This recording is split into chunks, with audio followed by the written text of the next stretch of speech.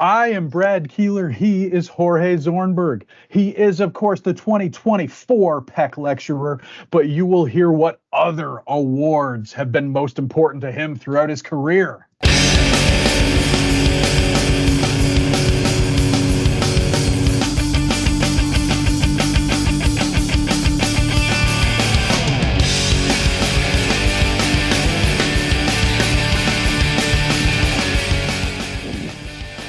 Hello again, everybody, and welcome to another episode of Director's Cut. My name is Brad Keelor. I'm the director of the Geo-Institute, and that is why we call this show Director's Cut. Every single week, until I am relieved of my duties at GI, I sit down with a different Geo-Institute member who has stories to tell. Some of them are personal, some are professional, and all of them 100%. As I say, we would do more than 100% if it were statistically possible, but it is not.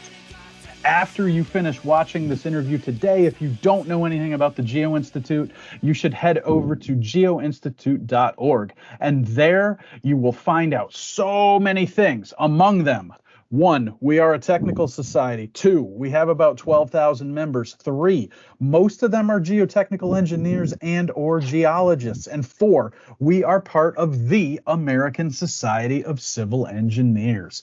And if you like what you see today, and I always think you will, viewers, you should like, subscribe, and get notifications, and we will let you know every time we post something to the YouTube channel. With that out of the way, you will notice by my background, if you are eagle-eyed viewers, and by the pink trim on my guest shirt, This is our very special Valentine's Day episode of Director's Cut.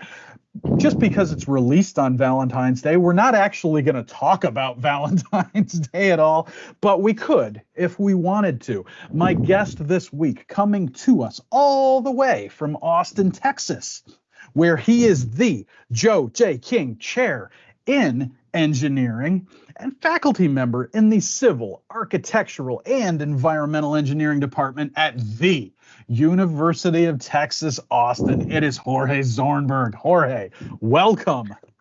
Thank you, Brad, for having me here. I realized that was a lot of words from me right off the top. Long. I promise you're going to be doing most of the talking from here on out.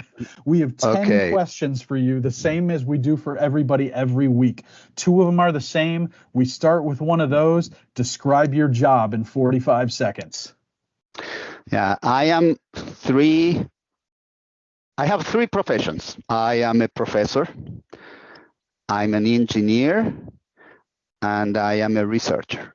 And sometimes one takes over, sometimes the other takes over. I'm a professor when I represent the University of Texas at Austin, when I'm in the classroom, when I deal with engineering students, whether they are geotechnical engineers or not, or future geotechnical engineers. I'm an engineer as well. I solve problems. I love, for example, forensic engineering. I sometimes work with that. And I'm a researcher, and probably that's where I spend most of my time, working with graduate students doing research. So a lot of, my time goes to that.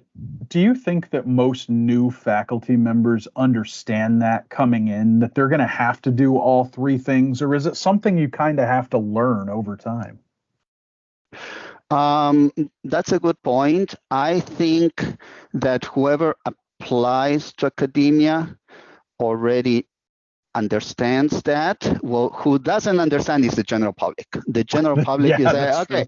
Oh, I'm a professor. Oh, what do you do in the summer? You're on vacations. You have 3 months of vacation. No, it really doesn't work that way. So, but I think that whoever applies to a faculty position already has a sense, at least on the research side. Yeah.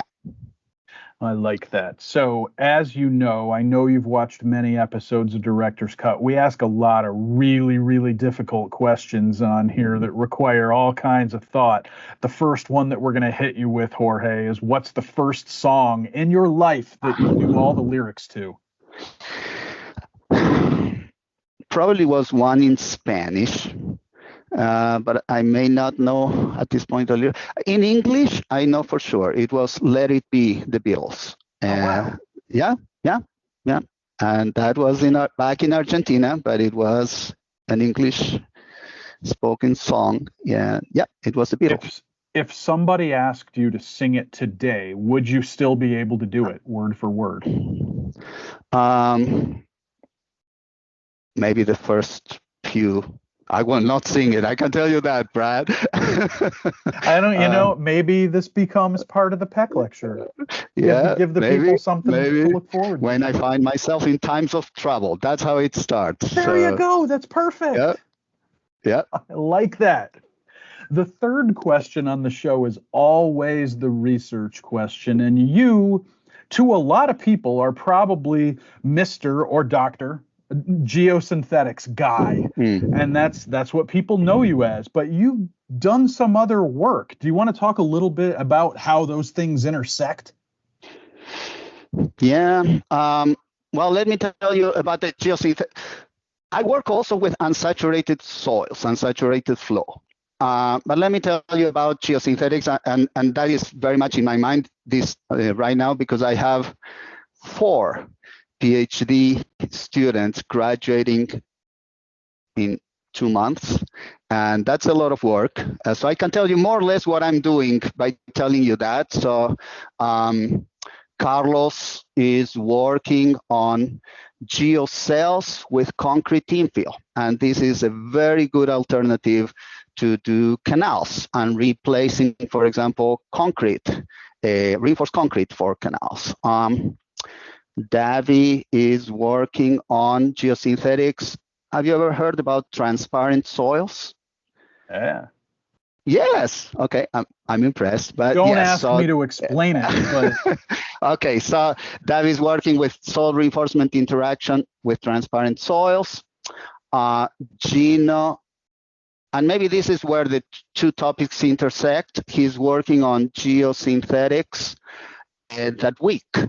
So it's essentially geosynthetics. The fibers of the geosynthetics can conduct water, capillary water, and essentially you are able to steal moisture from clays, which is very difficult because the clays hold on to the water by suction.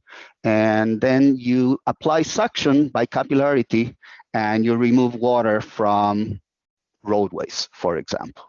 And my 4th PhD student graduating is on geotextile in-case columns, which are when you have stone columns, but the shear strength is so low that the stone columns cannot stand by themselves, then you encase it with a geotextile.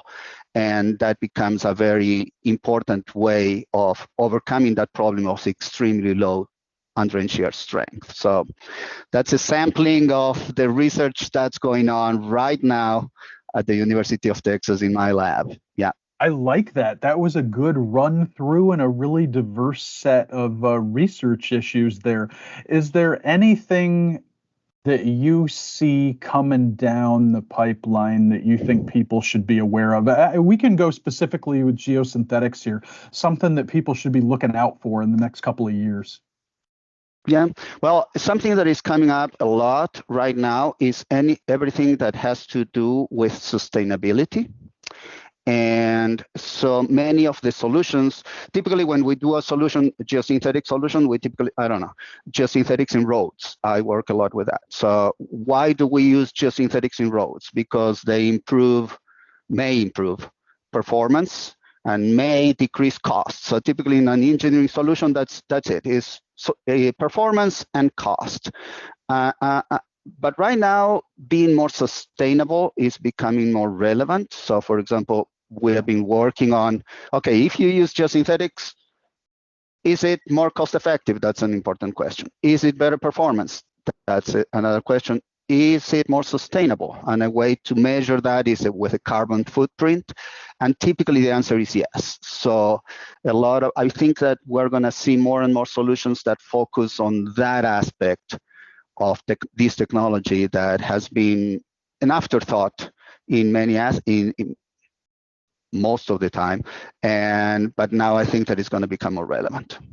Very good. That was a super well-rounded research question and answer there. I like that. So before we started the interview, I showed off my Oh, stack of junk, my notepads that go with me everywhere at home and the office and stuff. And sometimes it's a good situation and other times it's mm. not. So I wanted to ask Jorge, do you still take notes on paper and why? Or are you all electronic? I take notes. I really take notes, but most of the time I like writing. Uh, but here it is.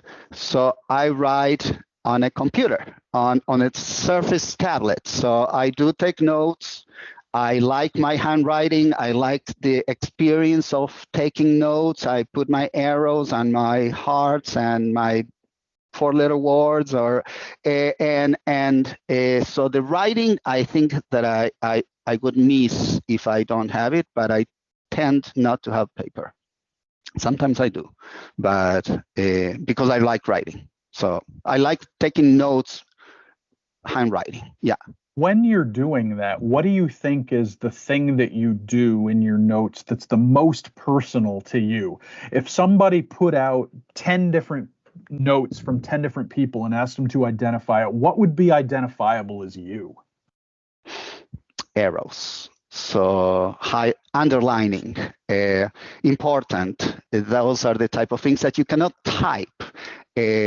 So pay attention to this. Or yeah, So I'm going to guess that, when you were in undergrad or even grad school, nobody wanted the textbooks that you had the next semester, right? Were you one of those that is guys true. that highlighted everything? Yeah, that's true. I do not use emojis, so I cannot do emotions when I'm writing, but when I'm typing. But when I'm writing, I do. When I'm writing, I do. Yeah. Oh, I like that. So a little bit later on in the interview, all the way at the end, we're going to talk about the Peck Lecture. We've mentioned it a couple of times already. It is, of course, a massive deal. You've won a lot of other awards in your career, and we don't necessarily want you to play favorites, but I'm still going to ask you this question. Do you have any other awards that you're super proud of? I guess what's next in line after the Peck Lecture? Oh, after the Peck Lecture, I'm going to tell you two. When I was younger, and one that is more recent. Probably when I was younger is one that is called the Presidential Early Career for Scientists and Engineers. It's called PCASE. This comes after or at least in my case, came from NSF. So when you get a career award, some of those can be elevated to what is called the PCASE award, and you get to go to the White House. This was 2002. So the president was George W. Bush at the time, and my wife and I, and my kids, the kids didn't get into the White House, but my wife and I did go there. That was a time ago. And a more recent one that I'm really proud of is there is a Zornberg lecture. I don't know if you knew about it, but there is a Zornberg lecture by the International Geosynthetics Society, the IGS. This was created in 2019. I think that it's every 4 years, because there is a Pan American Conference on Geosynthetics. So this is the inaugural lecture of that conference. So the next one is going to be in 3 months. That's going to be the second one. So I'm very proud of that, and it comes a lot from my work on geosynthetics, but also because I was the president of the IGS. So we could have like 50 follow-up questions on this, so I'm just going to choose carefully. Okay. For those people watching who say to themselves, the IGS, it's international, like, why do I really need to be involved in that? What's your sales pitch? Why should people get involved in the IGS? The IGS is two things. It's geosynthetics, but it's international. So these are two questions on one. I'm going to go answer what you're saying about international. I think that the world is more and more interconnected. I think that what we do in the US is looked upon by the entire world. And we need to be conscious about it. And we can also learn a lot from what is done in the world. And I think that by looking on how others do engineering, we can reflect on how we do it. There are some areas that is more relevant than others, but definitely, I think that we all win by connecting, and international connection is very, very relevant. So you had more because you were going to talk geosynthetics too, right? Or no? Are you? Oh, good? geosynthetics. Well, geosynthetics is by nature a very cross-disciplinary, and is I love it. I worked with it. I was president 4 years, so the tenure as president is 4 years. So and it's very interdisciplinary. So it's the one area where it's not just professors. It's professors, is consultants, is manufacturers, is producers, is installers. So I like that collection of people, different versions of working with the same engineering product. And I think that that's an important, it's comparatively new, even though it has already been 50 years, but within geotechnical engineering, that's still considered in some aspects newer technology. Certainly there are new applications every day, or every time there's continue to be new applications or new ways of using of solving all problems. So I would say that that's an important characteristic of the use of geosynthetics. So the other carefully chosen follow-up question that I'll go with here is, Okay. we just talked with Brady Cox about his trip to the White House for the same award a couple weeks ago. It was during the Obama administration. What was most memorable to you, or something you didn't expect maybe about your trip to the White House? Actually, being in the room with the same room with the President of the United States, that was quite memorable, and just knowing that probably the most important person in the world is in the same room as you are. I don't know, we may have been, I'm guessing, 30 people, and the president. So that was very memorable. So, and hearing him speaking directly to us, that was impressive and memorable. Yeah. I think it's a really wild feeling, right? Because when you're doing the research that got you there, I don't think that while you're doing that, you're thinking to yourself, I'm doing this for America, yeah. But when you're in that situation, and it's not just with the president, but I think any of those award ceremonies with a cabinet official or the vice president or the president, there really is, like, there's a lot of pride there. There it is. It's such a cool thing. That's what a great experience. I mean, and that's why I feel like you never ever forget that. Definitely not. Yeah. That's amazing. So the other question that we ask everybody when they come on the show is, how did you first get involved with ASCE and GI? Yeah. I think that it's wonderful what the GI is doing with students. It is awesome, and congratulations on that. That is impressive. But at the time that I was a student, this was not the case. So I think that I was only involved with the GI. Actually, when the GI was created, I was in Geo Logan, which was the very first Geo Congress that was in Utah, and that was very, very relevant. But I think that the first time that I was really involved, meaning doing stuff for the GI was with Geo Denver in 2000. Before being here at the University of Texas at Austin, I was a professor at CU Boulder at the University of Colorado Boulder. So I was involved with several aspects of the organization of Geo Denver. So that's when I really felt the Geo-Institute, and I organized sessions. I was actually, this is relevant for the PEC award because I was in charge. I was a little guy. There were big guys dealing with technical stuff and the proceedings, and I was in charge of the social functions. I remember that. And a very important function that happened in Geo Denver, it was 2000, was the first Hero Award at the time by the Geo-Institute. And do you know who was the first hero of the Geo-Institute? I don't. Okay, was Professor Ralph Peck.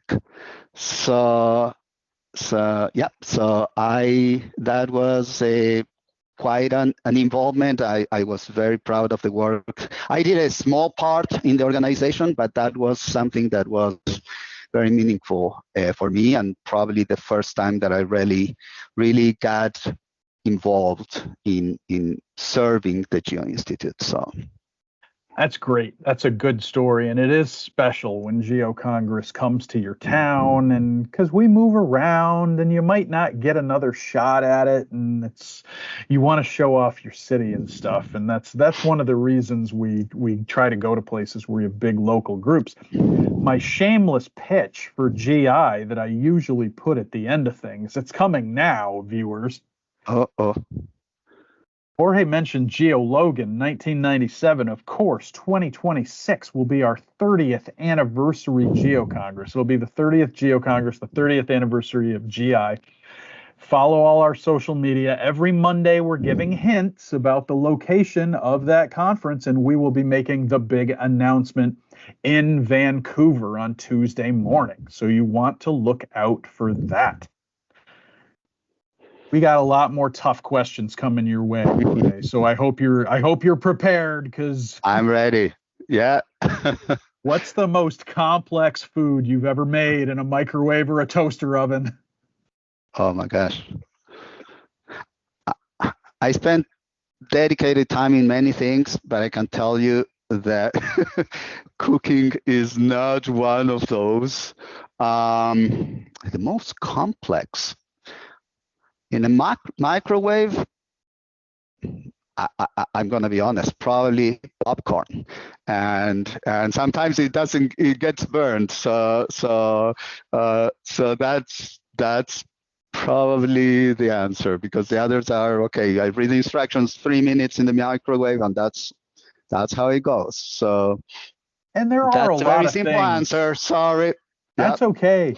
There are a lot of things that just don't turn out well. When I was a freshman, I got these microwave tater tots at the grocery store, and I thought, this will be great. I can have them in my room, like it's a small size. They were so disgusting. They would always come out soggy. They tasted like cardboard. It was the worst. And so I think the correct answer, Jorge, should be popcorn, I think, for most people, or frozen dinner. We have to talk a little bit about your undergrad experience in Argentina.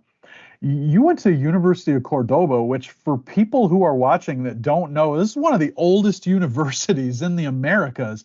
I think it was founded in like 1613, which, you know, Washington, D.C., as places in the Americas go, is pretty old. There was nothing happening here in 1613. I can tell you that right now.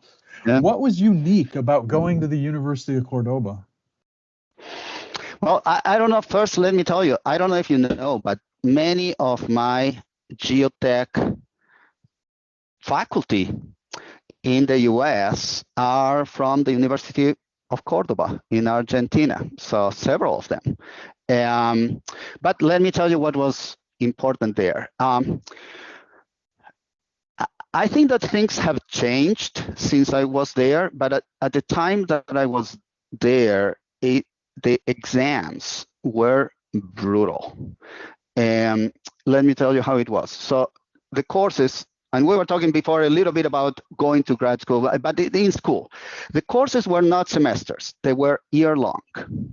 Wow. And then you could do exams during the year, but these exams, all they do is essentially they qualify you to go to the final exam. And the final exam is scheduled during what it would be here this summer.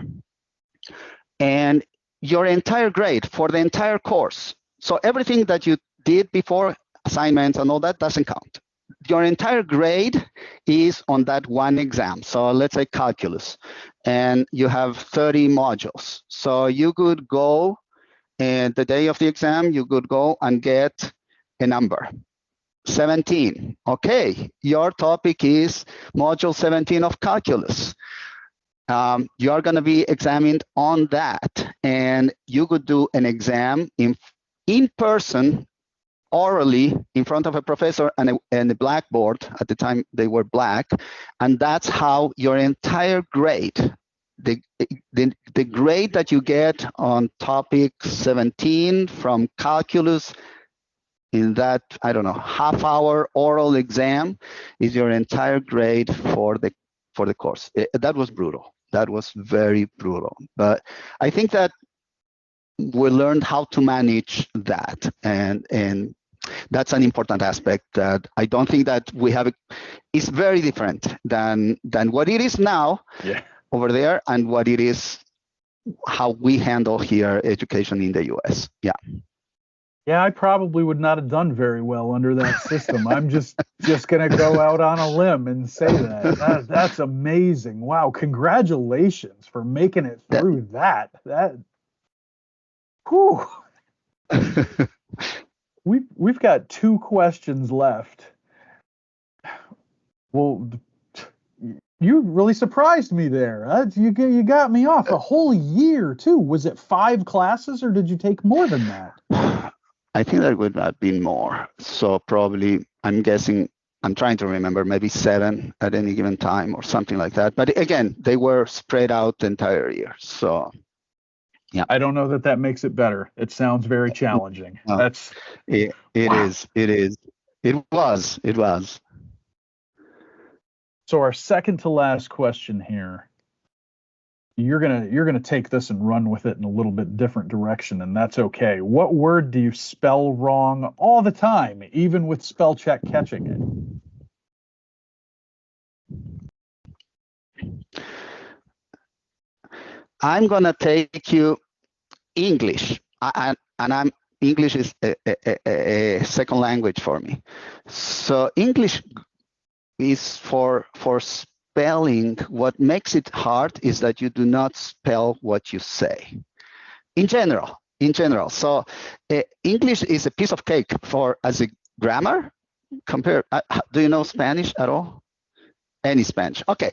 So okay. So the verbs and every single thing. This is a pencil. So this is masculine or feminine. Yeah. Everything has a gender, and the verbs. Every single verb is different, and it is very difficult. English is just fine. The verbs maybe 2 or 3 ways, and that's it. But writing, you do not write what you say. So I don't know. So you may have very I don't know, the number of phonemes for any given letter is many more than in Spanish. So for example, we have the letter A, casa. And there's only one way that you can pronounce it. But if you read C-A-S-E-A and pronounce it in English, you may come up with many different ways. The number of phonemes for example, let me give you an example. Director's cut. You should not be surprised if someone speaking Spanish would say director's cat. And that's a very different thing, but it's the same. We do not perceive the difference between and a, and that is until you really need to understand it. So how to pronounce what is written, probably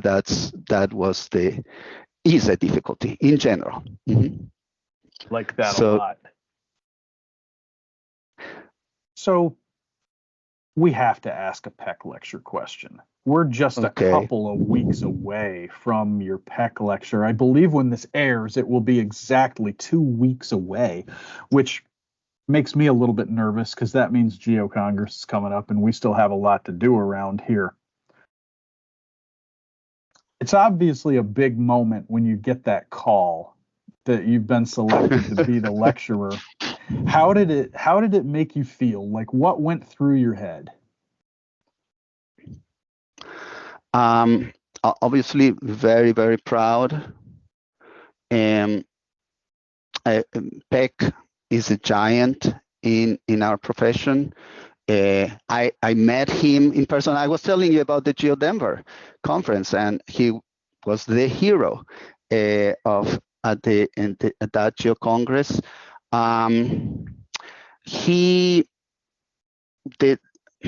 vision that I have from him is the fact that integration that comes to a given problem through a case history is very it's a way of putting many different pieces all together to make something work, and that's what he did, or that's what I understand that I learned the most from his legacy. And in my PEC lecture, I'm going to be dealing with different areas. I'm going to be dealing with geosynthetics, but I'm also going to be dealing with expansive clays, and I'm also going to be dealing with centrifuge testing. So 3 very different areas in geotechnical engineering, how you put it together.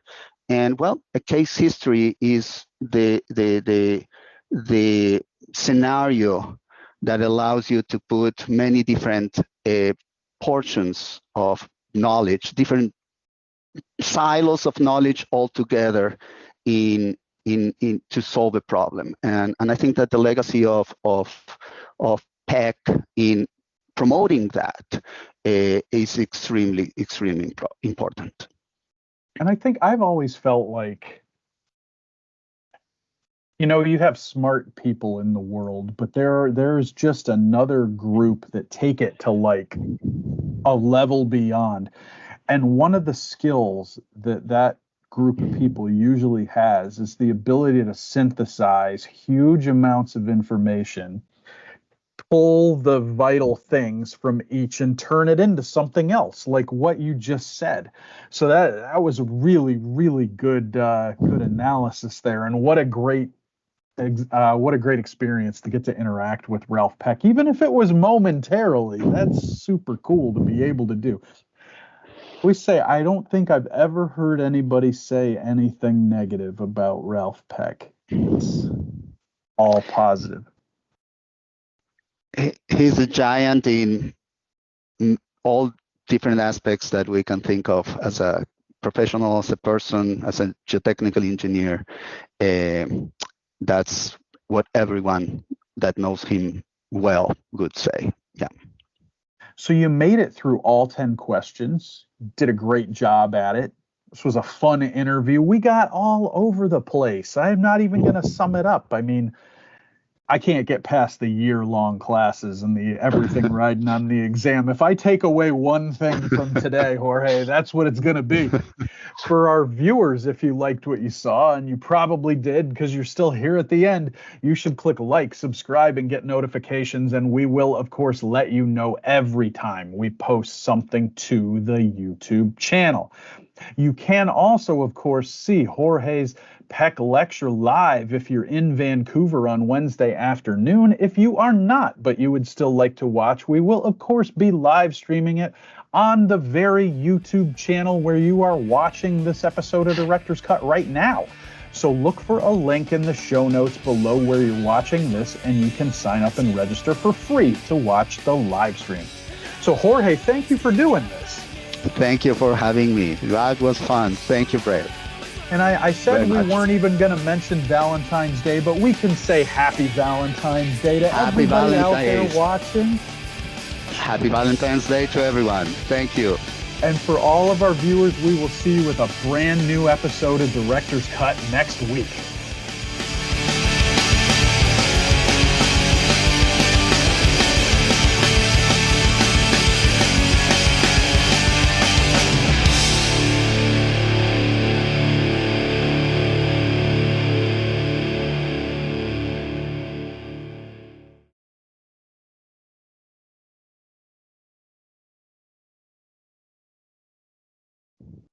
I am Brad Keelor. He is Jorge Zornberg. Coming up next on Director's Cut, you'll hear about the Peck Lecture, which he is receiving this year, but also, actually, you know what? We're going to start over because you're not receiving the Peck Lecture, you're giving it. We're going to do that again. And I was getting too wordy. I have a plan. It's going to be good. Okay, 5 seconds. We're doing this again.